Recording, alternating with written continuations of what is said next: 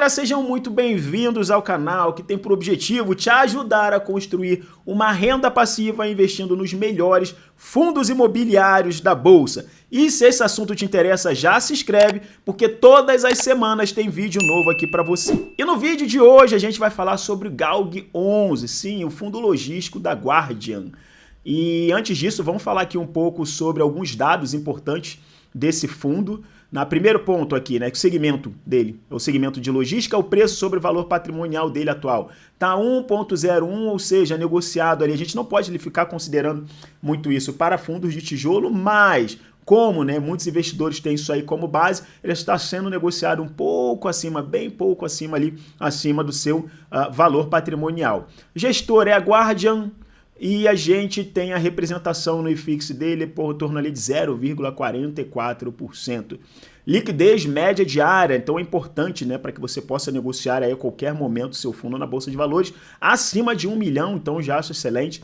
Qualquer momento que você chegar lá, você consegue comprar e vender. Da distribuição dos proventos, no último mês, 0,91%, que é muito bom para o segmento. A gente vê, né, para o segmento de logística, é muito bom. E por que paga mais?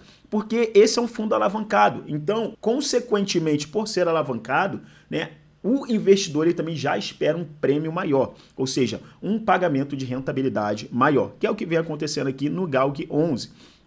Nos últimos 3 meses, 2,74%, 5,43% nos últimos 6 meses, a gente tem um yield de 10,76% aí nos últimos 12 meses. Sobre a captação, esse fundo ele teve uma captação no mês anterior, né? Então a meta de captação era 500 milhões de reais, ou seja, praticamente o fundo ele ia dobrar, né, o seu valor patrimonial, e a captação ela foi um sucesso. Então a gente vê que a captação foi até mais do que o esperado, né? Então foi o 25% acima do montante pretendido. A pretensão era 500 milhões, foi captado 625 milhões aí. Agora vamos ver como é que o fundo ele vai alocar esse valor. Já tem um planejamento de alocação, o fundo ele já pensa, então ele já tem esse projeto, já apresentou esse projeto antes de fazer essa captação, que basicamente ele vai virar ali um fundo de logística junto com renda urbana.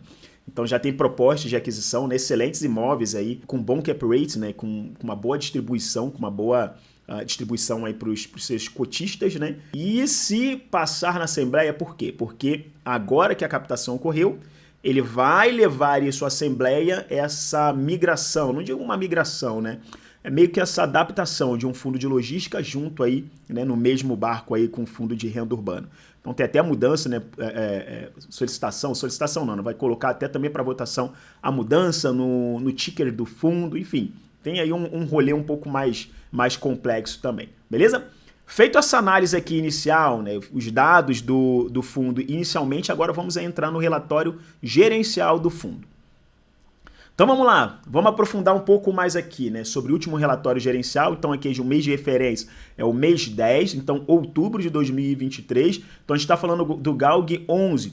A distribuição, né, de rendimento, cota, os dividendos, 84 centavos ali por cota, né, o que está saindo, 0,084, lembrando que esse fundo aqui, ele é da base 10, então por isso que a gente vê um pouco essa diferença, né, não é um número um pouco mais robusto, tá? Então base 10 ou 0,084 aí, centavos aí por cota. Sempre gosto também de trazer o objetivo do fundo, que é oferir rendimento mensal aos seus cotistas por meio de investimentos predominantemente em imóveis do segmento logísticas e com a finalidade de locação. A gente vê que isso aí deve mudar um pouco para frente, né? Como eu falei, o valor de mercado dele, né? Então esse relatório é de outubro, a gente não tem um relatório mais atual, relatório gerencial mais atual, mas a gente já sabe que na captação foi captado 625 milhões, ou seja, mais do que dobrou, mais do que vai dobrar esse valor, né? Que a gente está falando do valor de mercado, mas mais do que vai dobrar o valor patrimonial do fundo. Então, 539 milhões era o valor de mercado, como eu falei para vocês, um pouco ali acima do seu valor patrimonial. A gente tem aí uma distribuição de 0,084 centavos por cota e, como eu comentei também já anteriormente, um dividend yield de 10,73. Legal, vacância 0%, então a gente tem um momento muito interessante para os fundos de logística, praticamente aí todos os fundos beirando aí a vacância zero. Então é um momento muito propício aí para os fundos, justamente que a gente vê os reajustes de aluguéis, né, sendo cada vez aí mais cumpridos à risca aí, né, bem interessante também esses reajustes de aluguéis também que vem ocorrendo. Total de ativos 5 não é tão diversificado assim, a gente também vê a localização, né, mais lá para o sul. Normalmente quando a gente fala de fundo de logística, a gente tem aquela concentração no raio 30 de São Paulo, que não é o que acontece aqui com o Galg 11, que tem em média ali, né, aproximadamente 2% só do patrimônio do fundo está alocado lá em São Paulo. Então, para quem busca uma maior diversificação aí fora do eixo São Paulo ali, é um fundo interessante também. O número de cotistas vem aumentando aí também mês após mês, assim como todo o mercado em si, e uma liquidez média diária acima de R$1 milhão. Desse relatório gerencial, né, o que eu achei mais legal, mais interessante, é que eles trouxeram um projeto que eles têm aqui para expansão, potencial de expansão, né, de uma área de um fundo imobiliário deles, né, que agora está sendo locado aqui, está sendo locado para baixo, que é a antiga Souza Cruz, né, acho que é aquela de cigarro, né?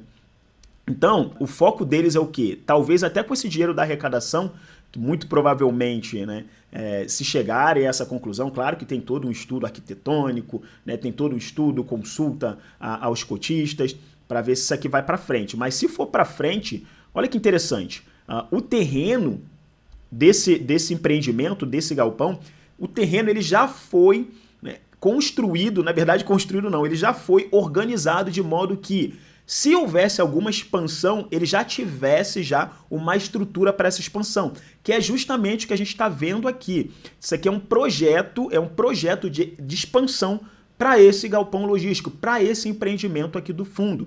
Isso traz consequências positivas para o fundo. Quando a gente vê para a área bruta, acho que não trouxe aqui, possibilidade de adicionar mais de 60 mil metros quadrados de galpão logístico a esse imóvel aqui.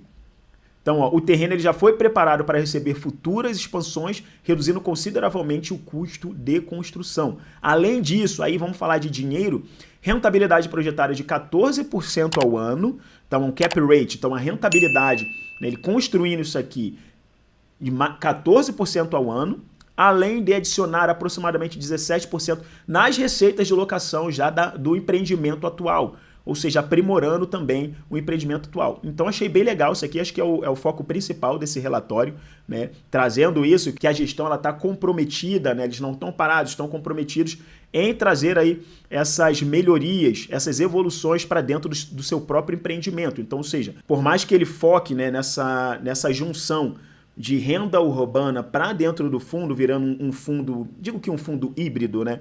Tanto de galpões logísticos, tanto de renda urbana, mas também eles estão mantendo, né, um foco bem interessante também na parte de expansão de seus empreendimentos, tá? Do resultado do fundo, como comentamos, 0,084 centavos por cota, tem não recorrente aqui dentro também.